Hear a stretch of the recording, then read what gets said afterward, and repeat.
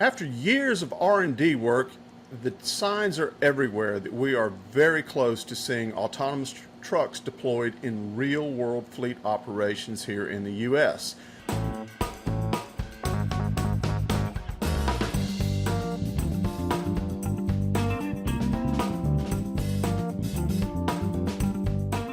Let's just start with the first question. I know you can't give any secrets away, but we are getting pretty close to seeing these amazing vehicles go into service, aren't we? Yeah, absolutely. I think that's a fair assessment. And I mean, if you travel the roads in Texas, you see actually various makes of autonomous trucks which are doing testing.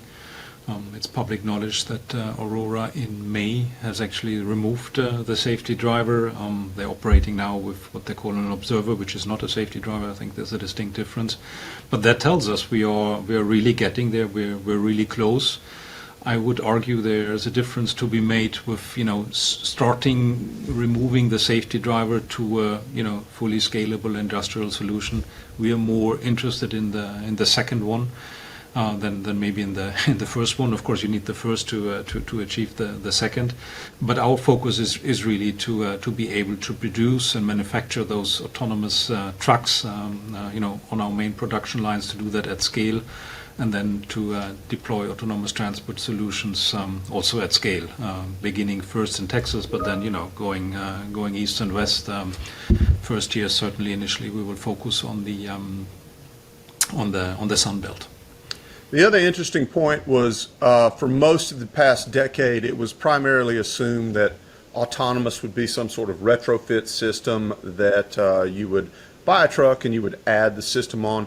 Volvo made the decision early on to fully integrate autonomous into the VNL. Yeah. Talk a little bit about this. Really isn't technology that you can just add on and expect to work well, is it? Yeah, I mean, I think it's a very, very conscious decision we made that we said, we will not do any upfitting. Again, I spoke earlier about it. For us, it's about industrialization and the ability to scale this technology. And if you think about the fact that into an autonomous truck where you build in the redundancy, which means you have a second way to steer, you have a second way to brake.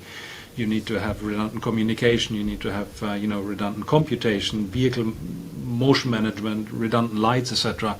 If you want to upfit that, all you will achieve is a compromise. And to have a compromise operating autonomously on a highway is maybe not the best way forward. So that's why we were very clear from the start that this needs to be integrated into an existing into a platform, so that we can really ensure that we have a product which fulfills all the requirements of a Volvo Group product, and is not something which is an afterthought. I think every time you do this at a later point in time, as I said, it's more compromise and an afterthought, and by that you cannot achieve the highest standards which you want to have.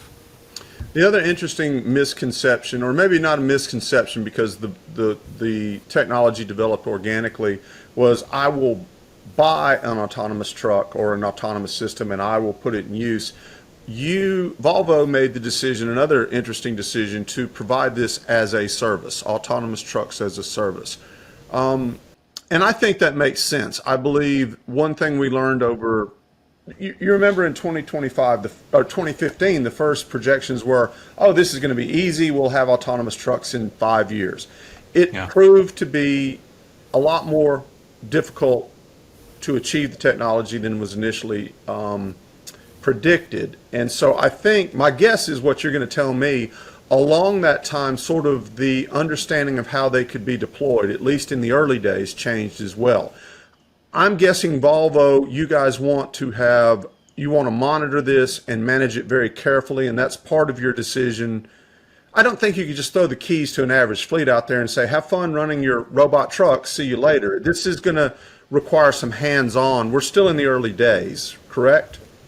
Yeah, absolutely. I'm with you, and I mean, of course, you're right. 2015, I think the industry itself probably overestimated their capabilities and underestimated the complexity of autonomous driving. Now, when it comes to the deployment and particularly to the adoption, we believe that autonomous trucking is much more than just replacing the human driver with a virtual driver. What you're actually doing is you're complementing the transport industry with a new transport system, an autonomous transport system, which then competes with traditional trucking, with sea freight, air freight, you name it. And for that to take off, you need to provide this ecosystem. And that ecosystem is much more than the truck. It's the truck, it's a virtual driver, but it's also the terminals which will be required, particularly in the first years. Then you need to provide the ones which are operating the transport flows, but then you also need to provide uptime, etc. And we don't believe that the adoption of autonomous technology, particularly for on-highway transportation, will happen if we're just handing over the key to someone. I don't think that's a suitable solution to begin with. And the big majority, if not all at the beginning, will not be able to understand what is required. And of course, we want to ensure that we have a safe transport system out there also. And that's why, for us, it's important that we play a bigger role. And that we're, providing transport as a service. But again, that is for us to facilitate the adoption. It's fully clear to us that that cannot be the only business model. We will, provide, of course, also more traditional business models in the future. But again, first we need to see the adoption before that can happen. You made another great point, and I'm glad you did. Volvo was also the first OEM to say what you just said is, look, this is not, at least in the early days, this is not simply another layer we're adding on to trucking. This is a completely new way of moving freight. And I think your approach that I've seen is you are approaching it differently, and you expect that it will have to be managed differently. Am I correct there? Yeah, correct assessment. In order to facilitate the adoption, we will play a much bigger role than we usually do. Again, this will not be the only business model, transport as a service, but we believe this will be key to make it happen and to see it really taking off. Otherwise, I would expect that we have a very long, adoption rate. And if you think about all the investments which were made into the industry, not just by us, but into the total industry, then we think it's actually justified to take that extra step. Absolutely. Two more points before we get to the fleet side of this is I think it's interesting that, my opinion, at least right now, passenger car autonomous is a little bit of a party trick. You drive around and, oh, look, no hands.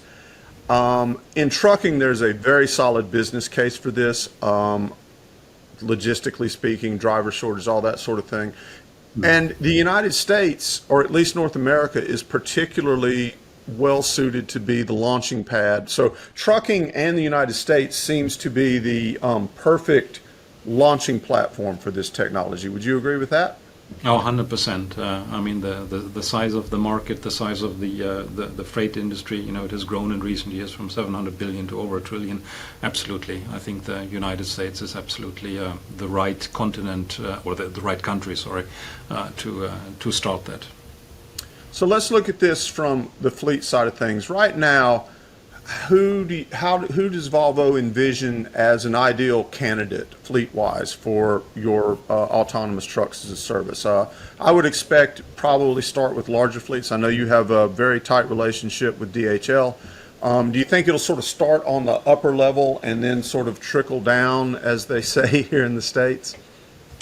Yeah, I think it's fair to say that initially we need the early adopters, which will be the large fleets, but also brokers like Uber Freight, who we work very closely with. But again, as we're providing transport as a service, we will have the ability to also bring in fleets with a different size, with smaller sizes, into this new way of transporting. And my colleague Sasko Shuklev, who always says, you can benefit from autonomy without having the hassle to operate it. So by offering this transport as a service, we can really attract a wide market or many market participants. We believe also initially it will be the ones which have large freight volumes, but that will be initially. After a while, we will see this happening, trickling down, as you said. And what, in your estimation these days, is the ideal application? You want hub to hub, distance wise, certain regions of the country? What if someone were to come to you and say, I'm interested in this, what sort of boxes would you want to tick off? I think it is definitely a long haul product that is clear, and I think also if you think about a coast to coast application, then of course you would see the maximum benefit of autonomy. You would be able to to achieve the target destination much faster than if you would use traditional trucking, but it's also more predictable. You can also optimize the fuel consumption, so even by that bringing environmental advantages to the table. I also, however, would say that in most autonomous systems, it is important that the trucks or systems, continuously run. The more usage you have, the better the economics come together in the system. Because this again, it's not just a truck; it's a whole ecosystem, and that needs to be utilized. So we need to have that in mind. Right now, you got a human in the wheel in the United States, and I think in Europe as well. You get about 10 hours a day out of that asset. I know we're still early, and there's going to be a lot of room for improvement. But what is Volvo seeing in terms of where do you think you could go in a day right now with an autonomous truck operating it? 12 hours, 13? No, I think with an autonomous truck we can go beyond that. We will be able to go 20 plus, whatever 20-21 hours, something like that. That we see as absolutely as a possibility. Doubling the use of the asset right there, right out of the box. That's pretty amazing.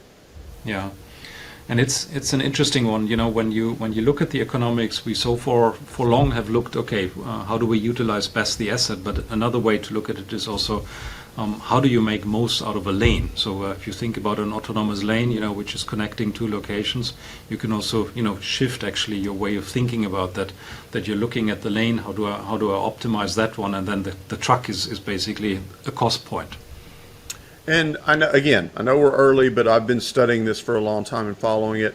Are the projections we saw? There were many interesting: better fuel economy, reduced maintenance, fewer emissions. This is a green technology in many ways.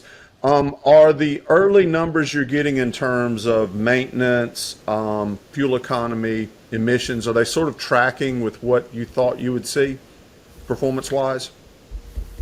I think it's a bit early days to talk about maintenance and at this time. Fuel economy, I would say yes, we can see that. When it comes to maintenance, I also want to point out that there's sometimes fear about that this new transport system, will it eliminate jobs or not?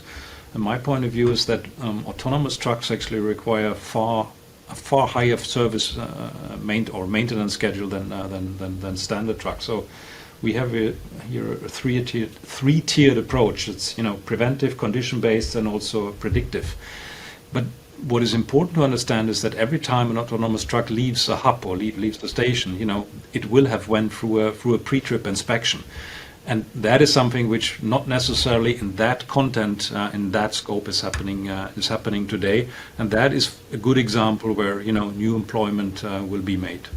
I've said that. I wrote a column on that a couple of years ago. We're going to need specialists to look at the camera systems, LiDAR. I figure if you're doing a cross-country trip at some point, you'll probably need at least 15 to 25 humans during the course of that trip to fuel it, check it over, make sure the load is secure, et cetera, et cetera. Not to mention, probably going to be someone in sort of a mission control role somewhere, monitoring several trucks, making sure they're proceeding, not having any difficulties.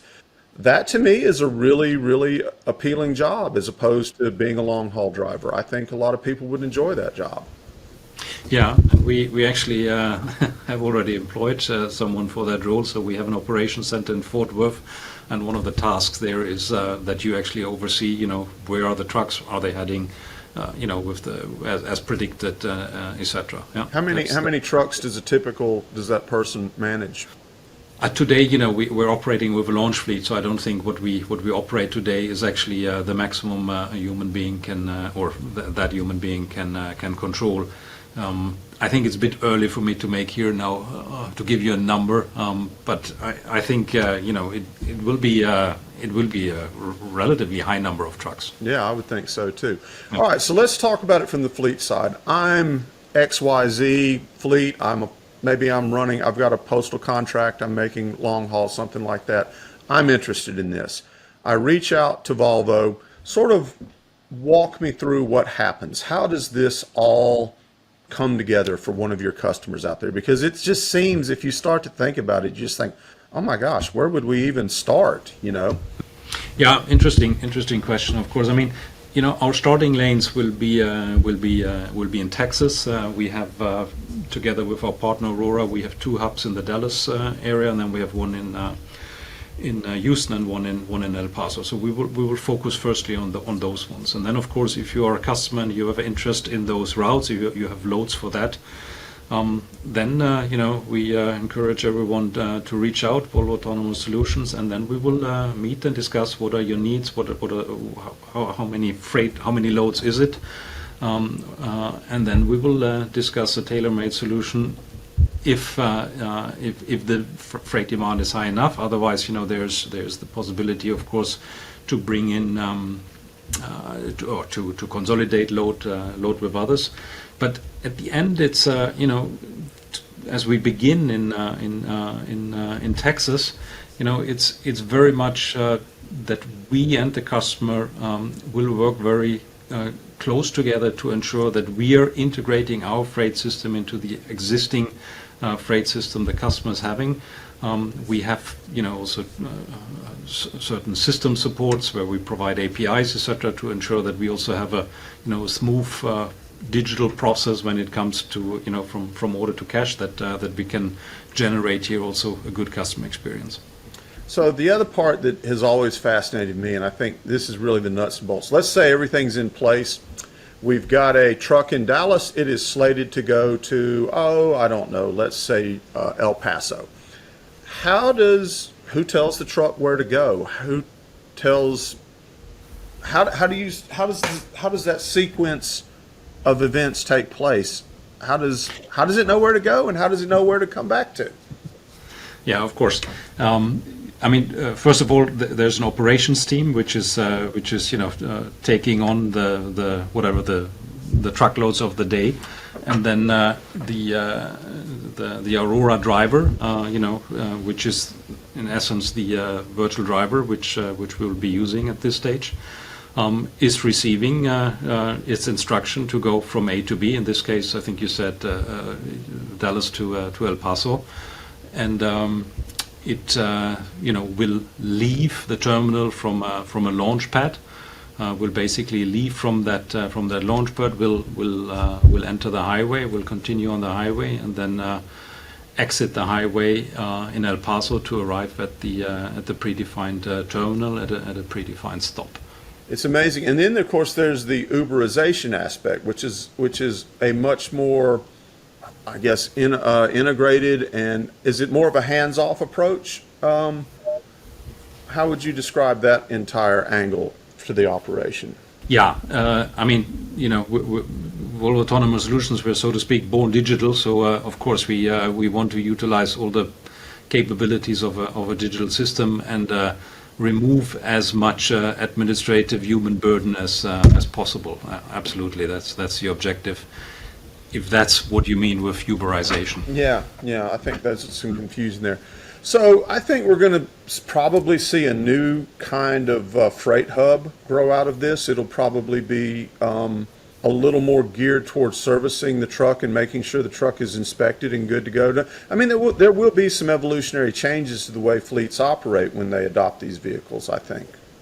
Yeah, I think the service component is something which needs to be emphasized. There will be more service demand than maybe for a standard truck, and particularly in the first years where you operate more from those terminals, then of course there needs to be also the physical focus there.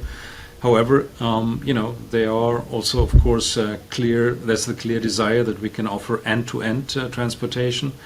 And then, of course, that will be a new opportunity also for the service network of Volvo to then operate at new locations, at customer locations. As there is a higher service demand, that also means that the service will need to happen at new places where it's not necessarily happening today. I've felt for a long time this is going to be revolutionary. I don't think most people are prepared for how significant this is going to be. Everything you've talked about here, when you look at the utilization of the asset, you're going to be able to move freight much faster, much farther, more efficiently, reducing emissions. I fully believe that this is really going to go big once people understand that it's safe, that it's reliable, that it just, you buy a Volvo V&L and you can suddenly double your use of that asset. That's huge. So no pressure on you, and I know you're just trying to get going here, but do you agree? Do you think this is going to be? No, Jack, I absolutely agree. And I mean, we created a transport company a couple of years ago. We have a motor carrier license since 3 years, and I mean, we are operating since 3 years. And what we've done is we've basically taken standard trucks, of course, from Volvo, and we have been, for 2.5 years, we've basically been mimicking the future autonomous transport flow to learn it and to be able to also prepare ourselves for the moment that we can use fully autonomous trucks. But that also means that we have learned how to integrate into our customer networks, into our customer process, and into their operations, which is really important. That when the technology is there, that we're actually able to utilize it. And since last year, we're operating now autonomously with safety driver, and we do that, with customers like DHL and Uber, integrating into their flows already. And so we're absolutely we're getting close. We learn every day. We're humble because, as you say, this is something different. This is something new. But we feel that we're doing all the right steps to be able to then, use this new technology with the advantages it will bring. Final question. Let's say you're a mid-sized fleet. You're watching this. How long do you think it will be before those customers, which I would imagine are sort of the bulk of the Class 8 market, when can those conversations begin with Volvo about this technology? Probably, I would think you're looking at 2 to 5 years of sort of cutting your teeth with the bigger fleets. But you tell me. No, I think you're not too far off. I tend to be closer to the 2 than to the 5. I would argue. At the end of the day, it's a new thing, and this industry has been very good in making promises and not so much being able to keep the promises when it comes to timeline. So I want to be a bit careful, but we definitely after we're have made the launch and after we've industrialized the product, we think we should be able to roll this out also to mid-sized fleets in a rather short time period. Absolutely. It's very exciting. It's been a decade. I'll sort of turn final thoughts over to you. What would you like to leave our viewers with? What thoughts? Just stay tuned. Start thinking differently about this. Start looking at your operations. What advice would you have for someone who is interested in this and sort of waiting to see how your Texas experiments develop? Yeah, absolutely. Thank you. Yeah, I mean, you said earlier, this is much different than what we see in the robotaxi space, and I fully agree with you. However, I think it is really important to understand that autonomous trucking is much different than traditional trucking. It requires this ecosystem, and really to understand that one has to become part of a new ecosystem is very important.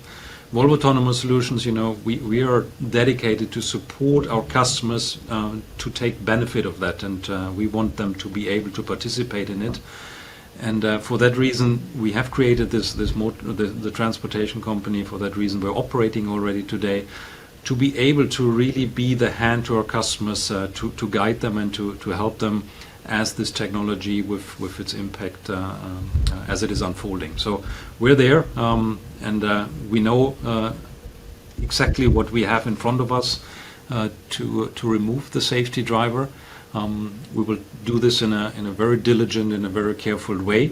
But we know it's coming. We know it's close, and yeah, we look forward to that, and look forward to yeah, do this together with the existing customer base we have. It's a fascinating technology, fascinating development. I think we're all going to be very, very curious to see where this goes, and I wish you guys the best of luck with this.